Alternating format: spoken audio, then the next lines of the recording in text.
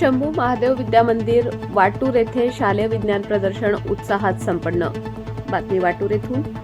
जगदंबा शिक्षण प्रसारक मंडळ मंठा संचलित शंभू महादेव माध्यमिक व उच्च माध्यमिक विद्या मंदिर वाटूर येथे शालेय स्तरावरील भव्य विज्ञान प्रदर्शन मोठ्या उत्साहात पार पडले।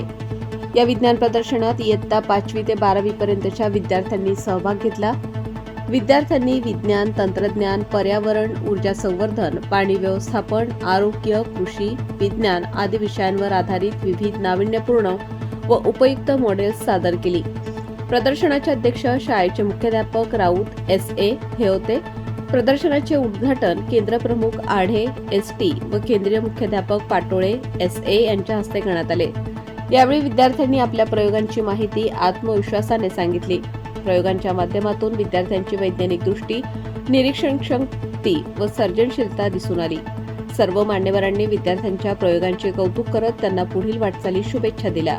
या कार्यक्रमाच्या यशस्वी आयोजनासाठी शाळेचे उपमुख्याध्यापक कारले G.P., पर्यवेक्षक मिसाळ MP व विज्ञान शिक्षक आढे S.T., श्रीमती डॉ.